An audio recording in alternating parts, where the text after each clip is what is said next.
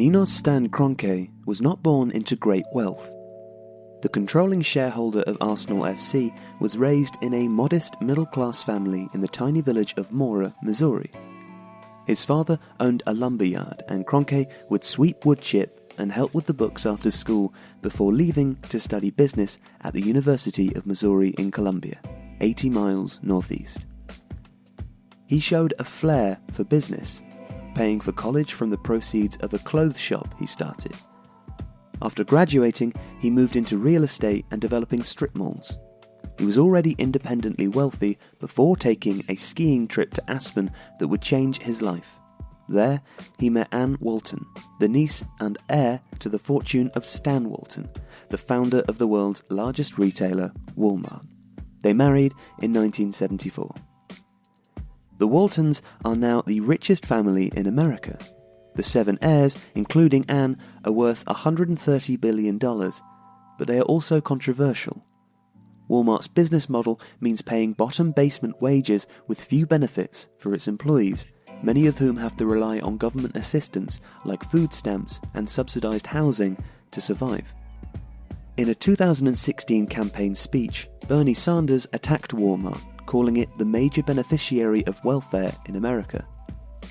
According to the US think tank Demos, Walmart donated $80 million to Republican campaigns between 2000 and 2014 with the aim of preventing policies that would eat into their profits, like raising the minimum wage. In January this year, Kroenke donated $1 million to US President Donald Trump's inauguration fund. Kroenke sat on Walmart's board for 5 years and at one point owned 2% of the stock. It was a highly profitable association. He anchored many of his developments with Walmart stores and leveraged huge tax subsidies in the process, something he would later utilize when he moved into sports franchise ownership. Stan, $7.5 billion, and Ann, $6 billion, are listed separately on the Forbes rich list. In 1995, Kroenke, who had always been obsessed with sports, bought a 30% stake in NFL franchise St. Louis Rams. Owner Georgia Frontier had controversially just been given permission by the league to move from Los Angeles to St. Louis. A state-of-the-art stadium had been built for their arrival. Kroenke was hailed for bringing an NFL franchise back to his home state of Missouri. The Rams won Super Bowl 34 and became known as the greatest show on turf. His Kroenke Sports Entertainment Company went on to purchase NBA franchise the Denver Nuggets, Colorado Avalanche in the National Hockey League, MLS franchise the Colorado Rapids, and even a lacrosse team. After picking up a newspaper on a business trip in Hong Kong and seeing nothing but coverage of the English Premier League, Kroenke decided to invest abroad, in Arsenal FC, where he has battled for financial control of the club with Alisher Usmanov. Usmanov is one of the world's richest men, a controversial Uzbek oligarch who enjoys a close relationship with the Russian President Vladimir Putin. But Kroenke won and took full effective control of the club in 2011. But it was back in St. Louis where a better assessment of Kroenke's approach to sports franchise ownership could be made. After Georgia Frontier died suddenly in 2008, Kroenke had first option on full ownership of the Rams. He beat Zahid Khan, who would later buy Fulham FC, with a $750 million bid. Under NFL rules, he spun his other US franchise investments to his son.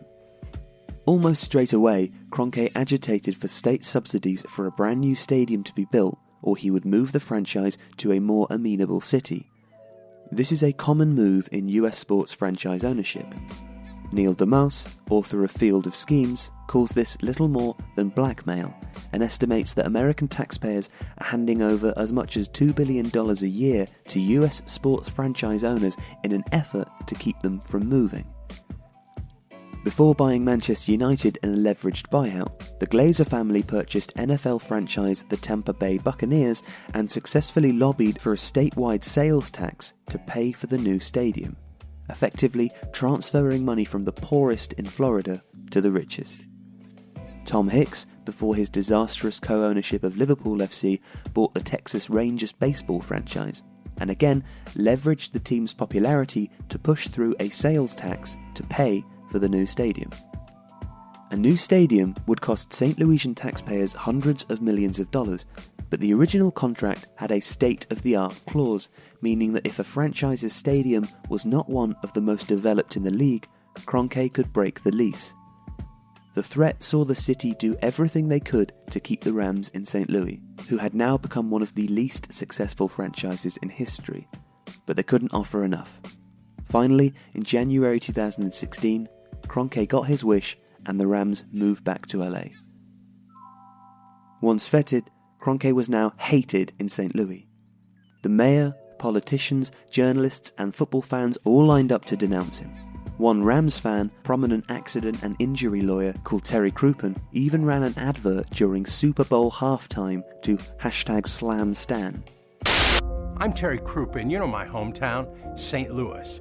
We were loyal to our football team. We bought their tickets, wore their jerseys, drank their overpriced beer. We cheered them year after losing year. And in return, they trashed us, then left us. Stan, you're worth $8 billion. That's not enough? Well, here's some free advice. Just because it's legal and you're rich enough to do it, that doesn't make it right. But for Kroenke, in pure financial terms, the move made sense. Forbes estimated that the Rams' value doubled to $2.9 billion overnight. At the first home game as the LA Rams in the autumn of 2016, Stan Kroenke watched as the Red Hot Chili Peppers played a concert on the field before the match, wearing the famous gold and blue uniforms. CeeLo Green sung the national anthem. The Rams had a disastrous season, losing all but one of its last 12 matches. But at least some were enjoying the terrible football. The highest TV viewing figures for the LA Rams were not in Los Angeles. That honour was reserved for the city of St. Louis.